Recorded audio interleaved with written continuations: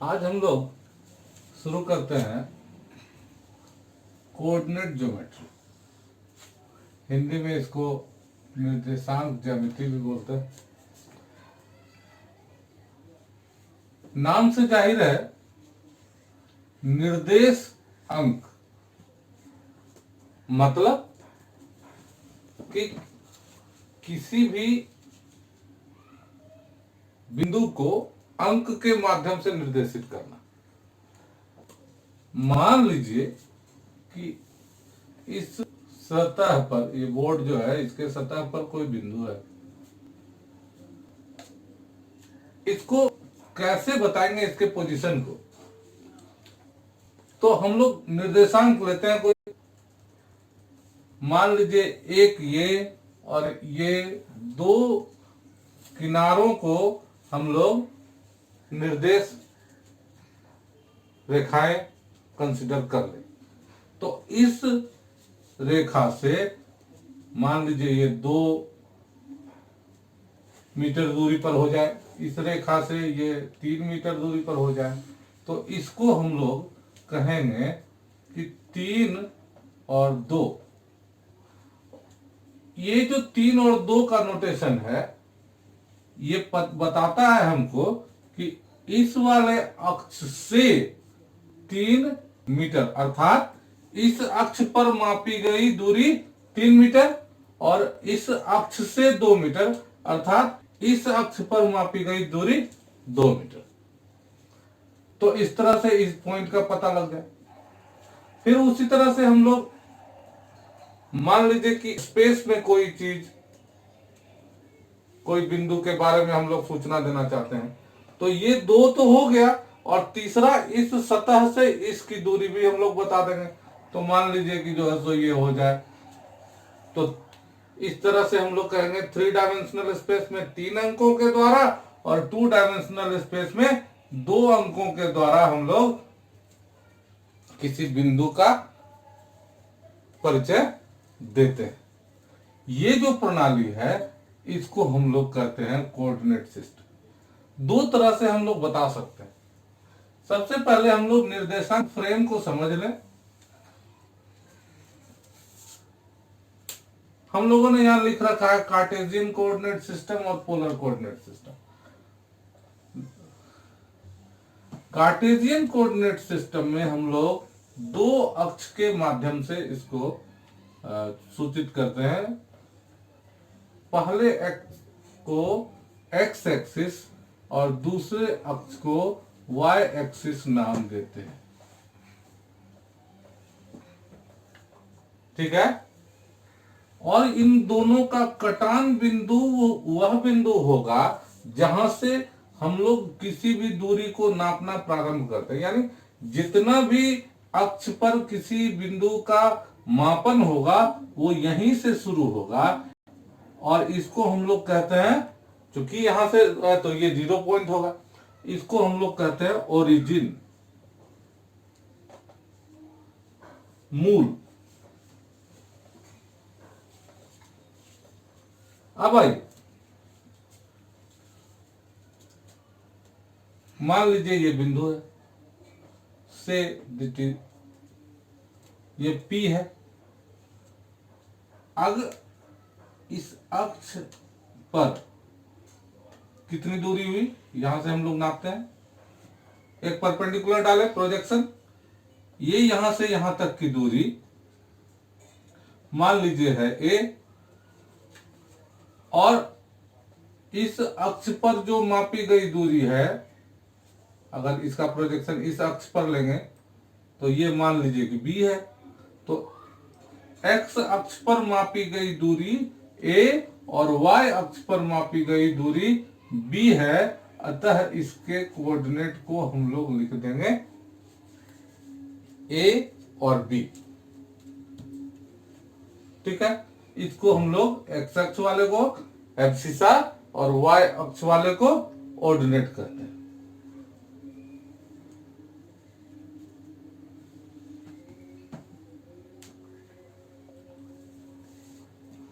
ठीक है। एक तो तरीका ये हो सकता है। अब ये 2 डायमेंशनल प्लेन में इस बिंदु को स्पेसिफाई करने के लिए हमारे पास दो ही कोऑर्डिनेट काफी। दूसरे तरीके से हम लोग पोलर कोऑर्डिनेट सिस्टम में क्या करते हैं कि हम लोग एक्सिस तो वही लेते हैं, लेकिन जो कोऑर्डिनेट्स तय करते हैं वो हम लोग कैसे तय करते हैं, तो देख लीजिए। मान लीजिए ये बिंदु P था,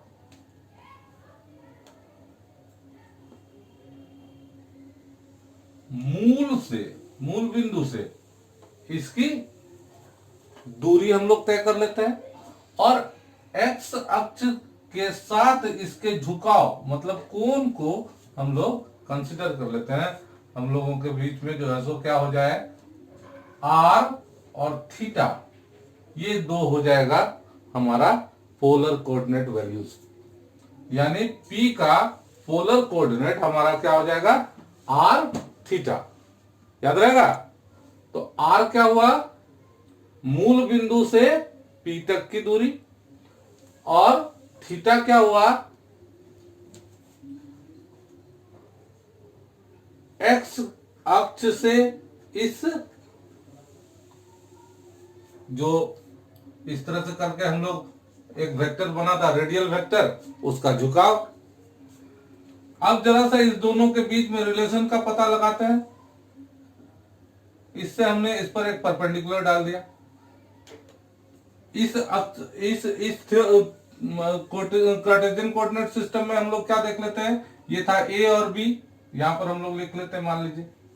तो उस स्थिति में ये वाली जो दूरी होगी वो हो जाएगा बी और ये हो जाएगा ए, जैसा कि यहां पर आप लोग देख पाते हैं। तो अब देखिए यहां पर दोनों के बीच में रिलेशन कैसे निकलेगा। ये ए जो दूरी है और ये आर जो दूरी है, दोनों अगर स्पेसिफाइड है तो सिंपल ट्रिग्नोमेट्रिकल रेशियो से हम लोग पता लगा लेंगे कि ए बाय आर जो होगा वो क्या होगा, कॉस थीटा होगा, बेस एंड हाइपोटेन्यूज रिलेशनशिप। तो ए बराबर आर कॉस थीटा होगा। सिमिलरली बी बराबर आर साइन थीटा होगा।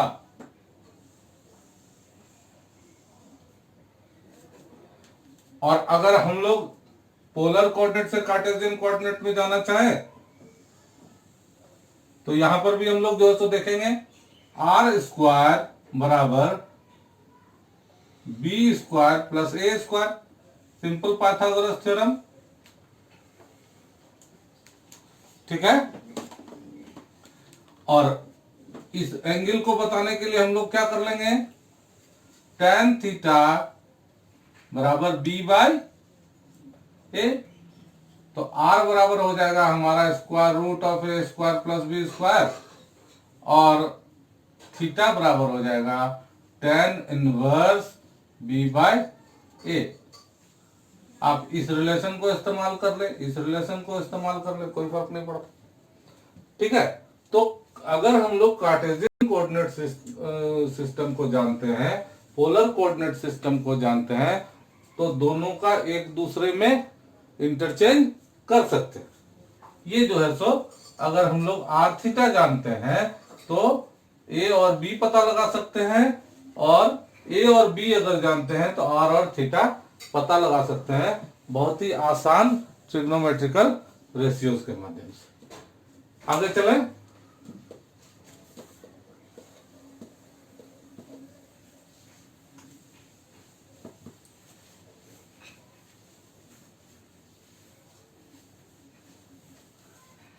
अब जो हम लोग का जो एग्जाम्स में क्वेश्चंस आता है वो अधिकांश तौर पर कार्टेशियन कोऑर्डिनेट सिस्टम से रहता है। हम लोग दो एक्सिस ले लेते हैं, एक एक्स एक वाई। तो अगर इस हिसाब से देखें तो पूरे जो है सो प्लेन को हम लोगों ने कितने भागों में बांटा, 4 भागों में। इस तरह से एक ग्रिड पैटर्न बन गया। हम लोग उसको चारों भाग को क्वाड्रेंट्स का नाम देते हैं।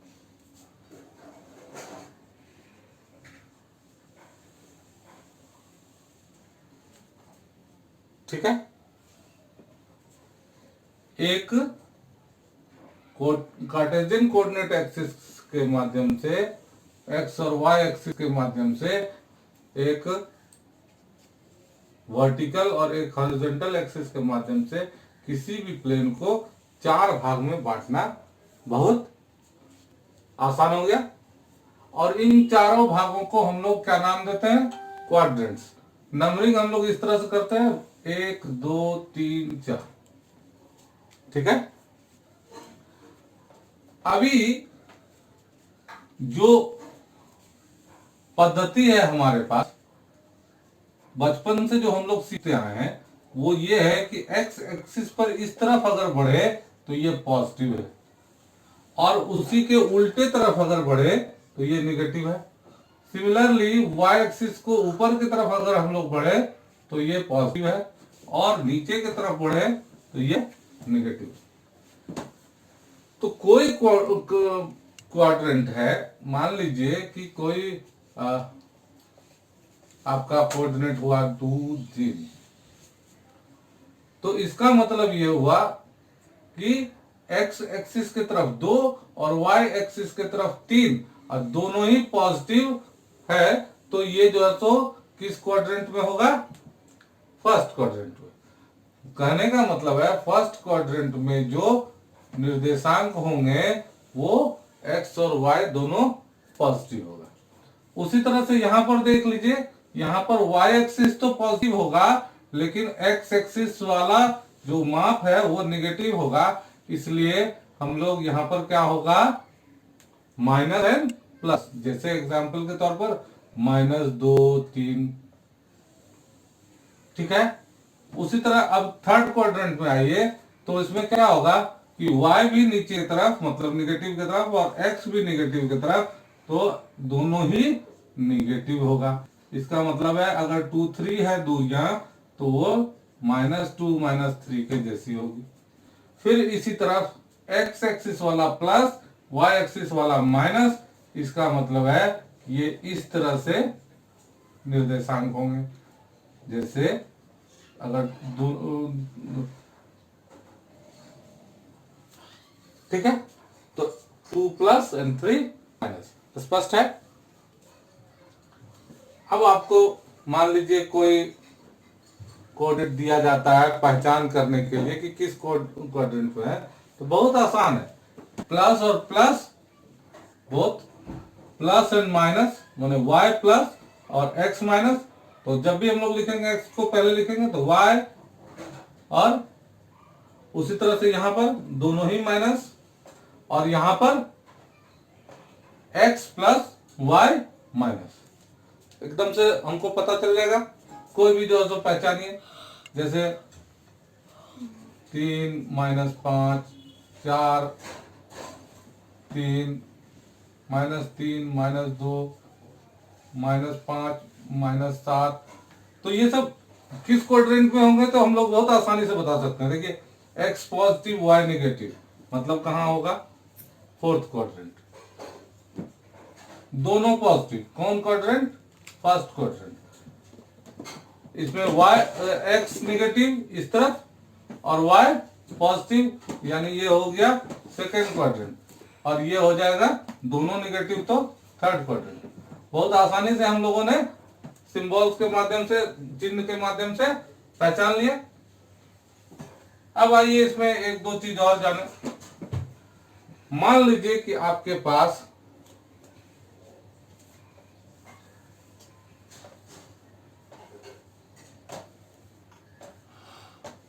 एक पॉइंट है।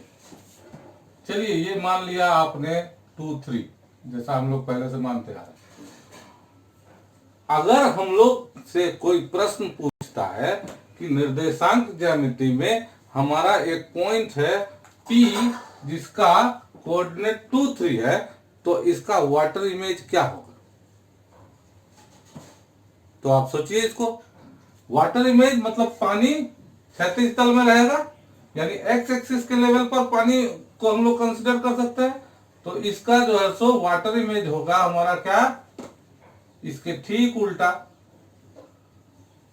अपने इमेजिनेशन, तो ये जो मान लीजिए कि P डैश है, तो ये क्या होगा, अब आप देखिए ये एक्स एक्सिस के तरफ तो इसका कोई परिवर्तन नहीं होगा क्योंकि दोनों ही पॉजिटिव साइड में है, लेकिन वाई एक्सिस पर ये पॉजिटिव था, ये उल्टा निगेटिव हो जाएगा।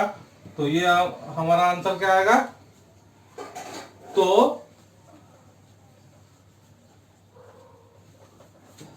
वाटर इमेज ऑफ P जो है वो क्या होगा, माइनस सॉरी 2 and -3।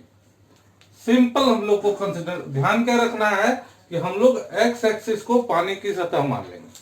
अगर हमसे कोई प्रश्न पूछता है कि वाई एक्सिस को सॉरी किसी पॉइंट का वाटर इमेज क्या होगा, तो हम लोग क्या करेंगे, एक्स एक्सिस को मान लेंगे पानी और एक्स एक्सिस के ऊपर का पॉइंट को नीचे कर लेंगे।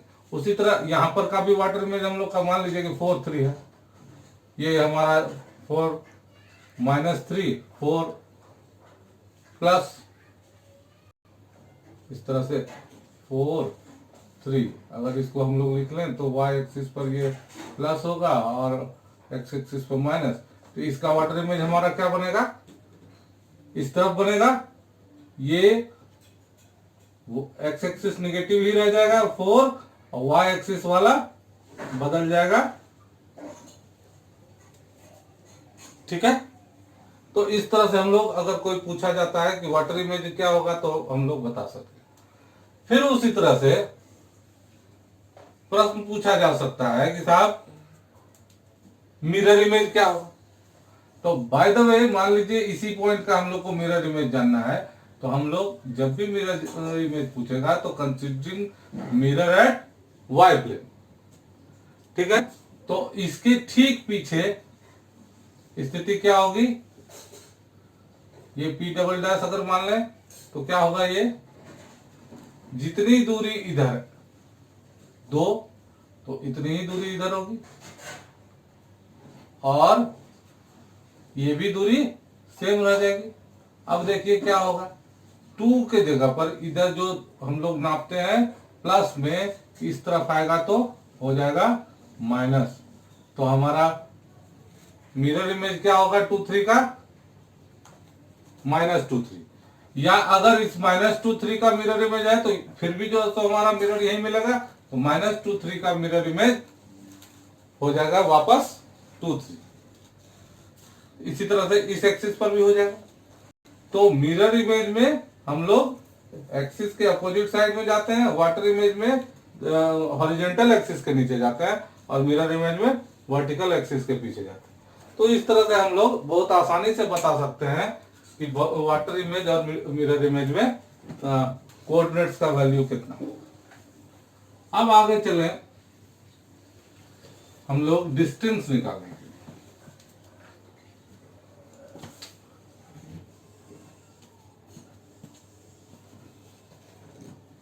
अभी हम लोग पोलर कोऑर्डिनेट का डिस्कशन के दौरान हम लोग किसी पॉइंट का डिस्टेंस ओरिजिन से निकाल पा रहे थे, मान लीजिए ये 2 3 है,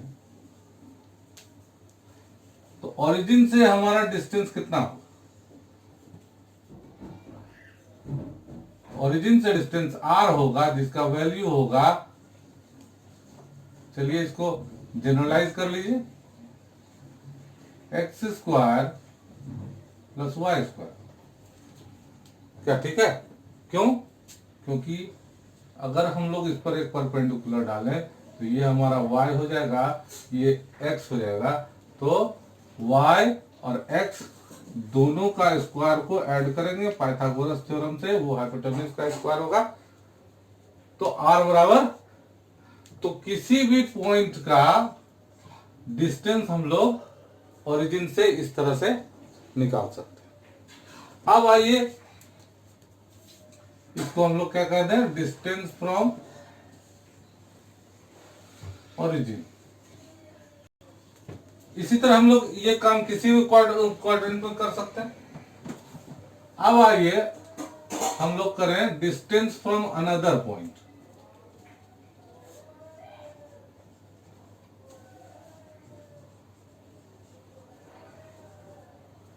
किसी दूसरे पॉइंट से डिस्टेंस अगर निकालना है तब कैसे निकालेंगे, फिर से हम लोग एक्सिस खींच लें। मान लीजिए ये पॉइंट P है, से x1 y1, और दूसरा पॉइंट Q है, से x2 y2। ठीक है,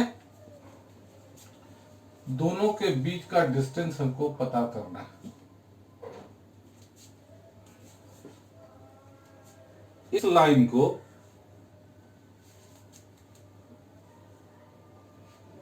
इसका जो मैग्नीट्यूड होगा वो क्या होगा, इसको पता करना है।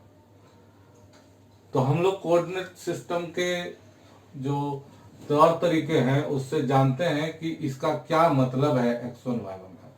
यहां से हम लोग एक परपेंडिकुलर इस पर डाल देते हैं, तो ये दूरी कितनी हो जाएगी, यहां y1, और ये दूरी कितनी हो जाएगी, x1। फिर उसी तरह से हम लोग दूसरे वाले पर परपेंडिकुलर डाल देते हैं, तो ये दूरी कितनी हो जाएगी, y2, और यहां से यहां तक की दूरी कितनी हो जाएगी, x2। यहां तक स्पष्ट है। ये हम लोगों के जो ट्रेडिशनल पैटर्न ऑफ राइटिंग है कोऑर्डिनेट सिस्टम का, उसी से हम लोग यहाँ पर कंक्लूड कर लेते हैं। अभी आइए, हमको तो निकालना है ये दूरी, क्यों ना हम लोग इससे इस पर परपेंडिकुलर डाल लें, ताकि ये जो है सो एक राइट एंगल ट्रायंगल बन जाएगा। अगर ये और ये दूरी हमारा पता चल जाता है तो ये दूरी पता लगाना बहुत मुश्किल नहीं है, सिंपल पाइथागोरस थ्योरम। अब देखिए ये दूरी यहां से यहां तक कितनी होगी, पहले तो ये तो हम लोग कंसिडर कर ले। फोटो से ही पता चल रहा है, यहां से यहां तक y2 है और यहां से यहां तक y1 है, तो ये यहां से यहां तक, अब यहां से यहां तक है हमारा y1, और ये था पहले पूरा y2, तो ये दूरी क्या हो जाएगा, y2 माइनस y1। सिमिलरली ये जो दूरी है वो कितनी हो जाएगी, ये पूरी दूरी अब घटाओ ये दूरी, मतलब ये दूरी, ये दोनों एक बराबर हो जाएगी, तो ये क्या हो जाएगा, x2 माइनस x1। मान लीजिए PQ हम लोग को निकालना है, मान लीजिए इसको हम लोग कर दें R, तो PQ स्क्वायर बराबर हो जाएगा QR square plus PR square, या PQ बराबर हो जाएगा रूट QR के जगह पर हम लोग वैल्यू रख दें y2 minus y1 whole square plus PR के जगह पर रख दें x2 माइनस x1 का होल स्क्वायर। ये हमारा हो जाएगा डिस्टेंस निकालने के लिए फॉर्मूला। इसको हम लोग डिस्टेंस फॉर्मूला के नाम से ही जानते हैं। तो अब किसी भी दो बिंदु के बीच का हमको दूरी निकालना होगा, तो हम उसका जो है सो बहुत आनंद फानंद में उत्तर बता सकते हैं। मान लीजिए 2, 3 और 5, 7, इसके बीच की दूरी कितनी हो जाएगी, x एक्सिस का डिफरेंस, y एक्सिस का डिफरेंस, दोनों का डिफरेंस लेके उसका स्क्वायर कर देंगे। y एक्सिस का डिफरेंस 7 माइनस 3 मतलब 4 स्क्वायर, और x एक्सिस का डिफरेंस 5 माइनस 3 मतलब 3 स्क्वायर, उसका स्क्वायर रूट कर देंगे।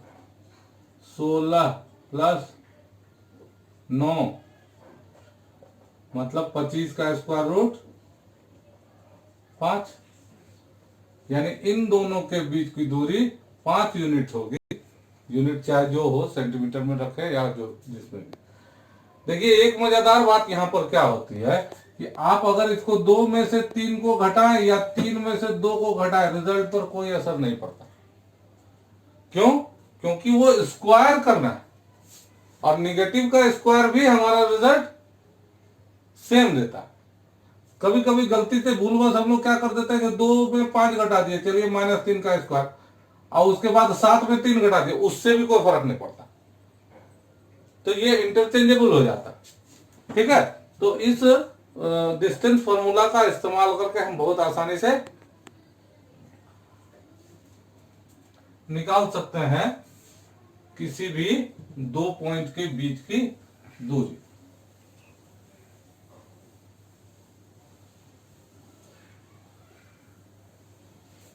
अब आइए हम लोग थोड़ा सा जाने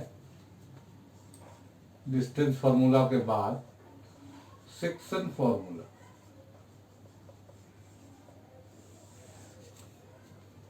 सेक्शन फॉर्मूला क्या करता है कि वो पॉइंट जो किसी लाइन को 2 भाग में बांट देता है, तो उसको हम लोग 2 सेक्शन में बटा हुआ मानते हैं। देखिए, मान लीजिए ये P है, ये Q है, ये मान लिया आपका तीसरा बिंदु R है, तो ये R जो है उसको 2 छोटे छोटे सेक्शनों में बांट रहा है, और ये R जो बिंदु है उसके बीचों बीच, तो इसको कहते हैं इंटरनल डिवीजन।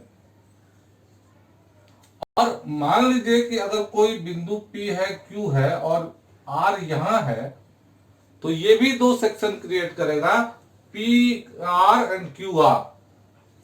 इसको कहते हैं हम लोग एक्सटर्नली सेक्शन क्रिएट करना। ये इंटरनली सेक्शन क्रिएट कर रहे थे, ये एक्सटर्नली सेक्शन क्रिएट करेगा।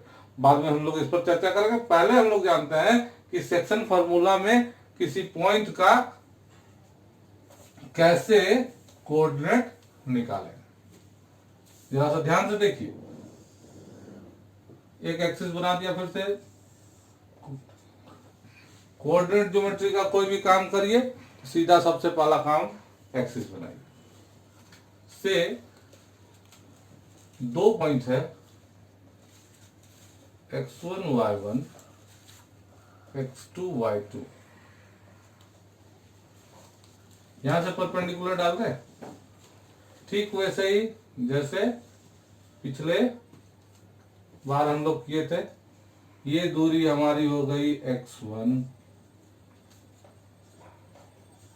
ये दूरी हमारी हो गई x2, ये दूरी हमारी हो गई y1, और ये दूरी हो गई y2। स्पष्ट है? मान लीजिए एक थर्ड पॉइंट है जिसका कोऑर्डिनेट हमको पता करना है।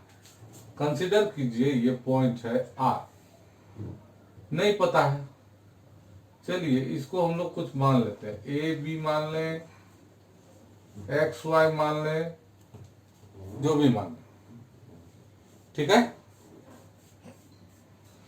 अब आ जाइए, जब ये एक कंसीडर कर लिया हमने इमेजिनरी पॉइंट ए बी, जिसका की वैल्यू हम लोग इसके रेस्पेक्ट में बताएंगे, खोजेंगे, निकालेंगे, तो भी जब हमने कंसीडर कर लिया ए बी, ठीक है, तो ए बी जब पॉइंट हो गया तो यहां से इससे भी एक परपेंडिकुलर डाल लेंगे। ये दूरी कितनी हो जाएगी?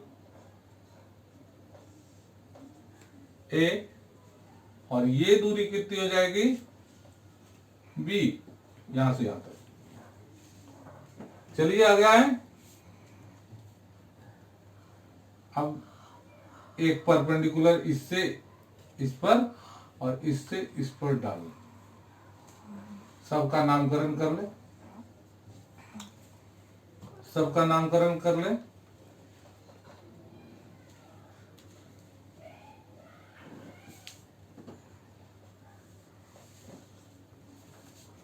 ठीक है, अब आइए, ये line perpendicular to the horizontal X axis है, ये भी line perpendicular to the X axis है, ये भी लाइन, मतलब तीनों ही लाइन एक दूसरे के पैरेलल होंगे। अगर तीनों लाइन एक दूसरे के पैरेलल हैं और एक रेखा तीनों लाइन को कट करती है तो ये जो कोण होगा वो दोनों बराबर होगा। क्यों, स्पष्ट है? हाँ, इसलिए संगत कोण आपस में बराबर होते हैं, करस्पॉन्डिंग एंगल्स है। सिमिलरली ये वाला एंगल इस वाले एंगल के बराबर होगा। ये तीसरा एंगल है, वैसे भी ये 90 डिग्री है। तो दो ऐसे त्रिभुज बन गए जिनके तीनों कोण आपस में बराबर हैं। तो ज्योमेट्री में हम लोग अभिगृहित ए एंगल एंगल एंगल जब पढ़ते हैं तो इससे दोनों ही ट्रायंगल क्या हो जाएंगे, सिमिलर हो जाएंगे। तो ये दोनों सिमिलर ट्रायंगल्स हो गए। तब सिमिलर ट्रायंगल्स में हमारा क्या हो जाएगा, P R by R Q बराबर पीई बाय आर एफ बराबर R E by Q F. स्पष्ट है? अब हमको इसका कोऑर्डिनेट निकालना है तो हमको ज्ञात क्या होना चाहिए कि इसमें से जो सेक्शन है इसका रेशियो क्या है। मान लिया जाए, जो आपके सवालों में अक्सर दिया रहेगा कि वो रेशियो क्या है, क्योंकि उसी रेशियो के बेस पर हम इसका कोऑर्डिनेट निकाल सकते हैं।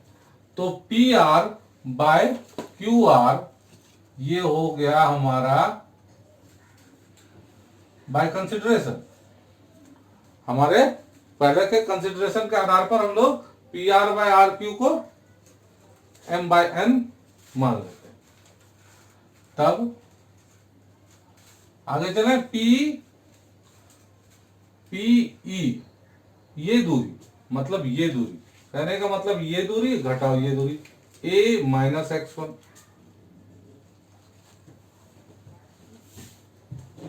पीई बराबर a minus x1। Similarly R F बराबर क्या हो जाएगा, ये पूरी दूरी घटाओ ये दूरी, कहने का मतलब हो गया x2 माइनस a। क्या दिक्कत है इसमें? तब क्रॉस मल्टीप्लीकेशन कराएं तो क्या हो जाएगा, mx2 माइनस ma बराबर na minus nx1। x2 x1 के एक साथ लाएं और a वाले को एक साथ रखें तो ये m प्लस n a, इसको इधर गए पश्चिम तरफ और इसको इधर लाए mx2 माइनस nx1। तो a बराबर हमारा हो गया, इससे क्या हो गया, mx2 minus nx1 by m plus n, ये नीचे चला जाएगा। तो हमारा फाइनल एक्सप्रेशन निकला क्या, इन दोनों से mx2 nx1 by m plus 1 m n x2 x1 ये सब ज्ञात क्वांटिटी है, इसलिए a का मान हम आसानी से ज्ञात कर सकते हैं। ठीक उसी तरह से इन दोनों से जब हम लोग चलें तब वैसी स्थिति में हमारा होगा m बटा n बराबर आर ई। ये इसका मतलब क्या हो गया, ये दूरी b minus y1, b minus y1 और फिर QF, ये दूरी कितनी होगी, y2 माइनस b। फिर से इसको सॉल्व कर लें, b बराबर my2 minus ny1 divided by m plus plus, ये तो प्लस होगा ना,